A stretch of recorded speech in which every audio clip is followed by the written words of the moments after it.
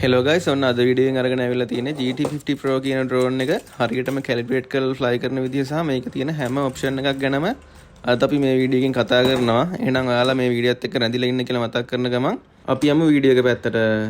ඔයාලා ඩ්‍රෝන් එක මුලින්ම අතට ගත්තාම මේ විදිහට තමයි ඩ්‍රෝන් එක රිමෝට් එක බලා ගන්න පුළුවන්. ඔයාලා ඉස්සෙල්ලාම මේ ඩ්‍රෝන් එකේ බැටරි එක ෆුල් charge කරගන්න. ඔයාලට මෙතන තියෙන Type C port එකෙන් charge වෙන්න ගහන්න පුළුවන්. මේක red light එකක් පස්සෙන් ඒක off වෙනකම්ම charge වෙන්න ගහලා තියන්න. එතකොට තමයි full charge වෙන්නේ. මේ විදිහට ඩ්‍රෝන් එකට බැටරි එක දාගෙන ඩ්‍රෝන් එක ඉස්සෙල්ලාම on කරගන්න. ඩ්‍රෝන් එක on කරගත්තාම අපිට මේ විදිහට සුදු පාට බල්බ් වලින් ඉන්ඩිකේට් කරන බලා ගන්න පුළුවන්. ඒ වගේම කැමරාවත් up and down වෙනවා බලා ගන්න පුළුවන් කරපු ගමන්ම. ඊට පස්සේ අපි මෙන්න මේ විදිහට රිමෝට් එක on කරගමු. රිමෝට් එක on කරගත්තාම මෙන්න මේ විදිහට ප්‍රිවිව් එකක් එක්ක ඇවිල්ලා ටිකක් වෙලා ගිහිල්ලා ඩ්‍රෝන් එකේ කැමරා ප්‍රිවිව් එක රිමෝට් එකෙන් පෙන්වන්න විදිහට කනෙක්ට් වෙනවා.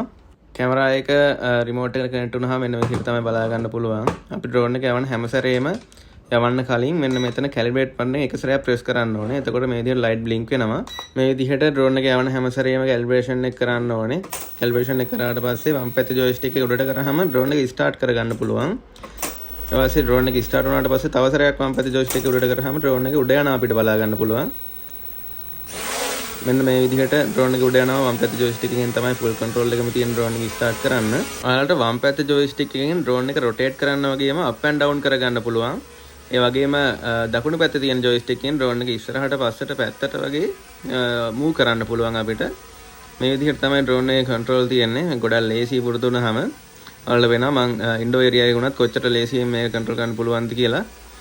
මෙන්න මේ විදිහට තමයි කරන්න තියෙන්නේ. ඔයාලා මෙන්න මෙතන තියෙන IR කියලා තියෙන බටන් එක ප්‍රෙස් කරාම මේකේ obstacle avoidance එක on කරගන්න පුළුවන්. මේක obstacle avoidance එක ඩ්‍රෝන් එකේ යටින් තමයි ඇවිල්ලා තියෙන්නේ. ඒක ගොඩක් accurate විදිහට වැඩ කරනවා ඔයාලට බලා ගන්න පුළුවන් මෙතනදී. මේකේ බිත්ති වල වදින්න නැතුව බීප් සවුන්ඩ් එකෙන් ඉන්ඩිකේට් කර කර තියෙනවා බලා ගන්න පුළුවන්. ඒක ඔෆ් කරලා අපිට ආය ඕන විදිහට අපේ කන්ට්‍රෝල් එක අතට ගන්න පුළුවන්.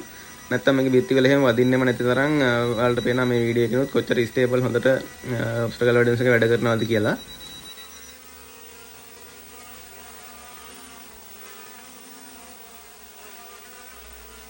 හරිද අපි බලමු මේ ඩ්‍රෝන් එකත් එක්ක හම් වෙලා තියෙන SD කාඩ් එක දාලා මේක සෙටප් කරගන්නේ කොහොමද කියලා.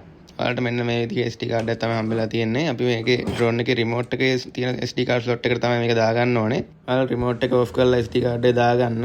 දාගෙන රිමෝට් එක ආපහු ඔන් කරන්න. එතකොට ඔයාලට SD කාඩ් එක මේකේ තියෙනවා කියලා පෙන්නයි ඔයාලා රිමෝට් එකේ උඩින්. මෙන්න මේ විදිහට පෙන්නනවා ඔයාලට බලා ගන්න පුළුවන්. මෙන්න මේ විදිහට පෙන්වන්න ඕනේ SD කාඩ් එක හරියට වැඩ කරනවා නම්. ඊට පස්සේ බලමු මේක කොහොමද වීඩියෝ රෙකෝඩ් කරන්න කියලා. මෙතන රෙකෝඩ් බටන් එක ගිහුවහම ඔයාලට රෙකෝඩ් වෙන ටයිම් ඩියුරේෂන් එක ගැන බලා ගන්න පුළුවන්. අපි මෙන්න මේ විදිහට පොඩ්ඩක් මූව් කරලා බලමු ඩ්‍රෝන් එක කොහොමද මේක රෙකෝඩින් එක සේව් වුණාම මේකේ ප්‍රිවිව් එක මොන වගේද කියලා අපි පොඩ්ඩක් මූව් කරලා බලමු. ඔයාලට මේක රෙකෝඩින් එක ස්ටොප් කරන්න තියෙන්නේ කලින් බටන් එකෙන්ම තමයි. මෙන්න මේ විදිහට බටන් එක එක සැරයක් ප්‍රෙස් කරන්න. එතකොට රෙකෝඩ් එක ස්ටොප් වෙනවා. මෙන්න මේ විදිහට තමයි ගැලරියට යන්නේ. මේ මෙතන තමයි ගැලරිය තියෙන්නේ. ඒකේ ලැන්ග්වේජ් එක අතට සෙටින් වලින් වෙනස් කරගන්න පුළුවන්. මම දැන් සෙටින් වලින් ලැන්ග්වේජ් වෙනස් කරන්නේ නැහැ. මේ බලමු කොහොමද මේකේ වීඩියෝ එක බලන්න කියලා. මෙන්න මේ මෙතන බටන් එකෙන් ඔයාලට වීඩියෝ එකට යන්න පුළුවන්. ඊට පස්සේ ප්ලේ කරගන්න පුළුවන් මේ විදිහට. ඔයාලට පේනවා ප්ලේ කරාම මේකේ තියෙන ස්ක්‍රීන් එකෙන්ම ගොඩක් හොඳට මේක ප්ලේ වෙනවා බලා ගන්න පුළුවන් අපිට. ඔයාලට මේකෙම ස්ටෝර් කරලා තියාගෙන බලන්නත් පුළුවන්. නැත්නම් වෙනම PC එකකට වගේ දාලත් මේ SD කාඩ් එක දාලා එහෙම වීඩියෝ ප්‍රිවිව් එක බලන්න පුළුවන්. නැත්නම් ඔයාලට මේ රිමෝට් එකෙම බලා ගන්න පුළුවන්. මේක ගොඩක් හොඳ ෆීචර් එකක් කියලා මම හිතනවා මේකත් එක්ක ඇවිල්ලා තියෙන. ඔයාලා ඩ්‍රෝන් එකේ ප්‍රොපලර්ස් ඒ කියන්නේ තටු මාරු කරද්දී ඔයාලගේ ආර්ම් එකේ තියෙන කෝඩ් එකට සමාන තටුම මෝටර් එකට මවුන්ට් කරන්න මතක තියාගන්න. නැත්නම් ඩ්‍රෝන් එක උඩ යන්නේ නැහැ. මේකේ A1 A සීරීස් තටු තමයි තියෙන්නේ. මේකේ B තමයි ආර්ම් එකේ තියෙන්නේ. ප්‍රොපලර්ස් උත් B වලින් තමයි ඇවිල්ලා තියෙන්නේ. මේකෙත් බලන්න ආර්ම් එක B ප්‍රොපලර්ස් උත් B තමයි ඇවිල්ලා තියෙන්නේ. ඒ විදිහට ඇවිල්ලා තියෙන යා බලලා දාගන්න ආයෙ මාරු කරනකොට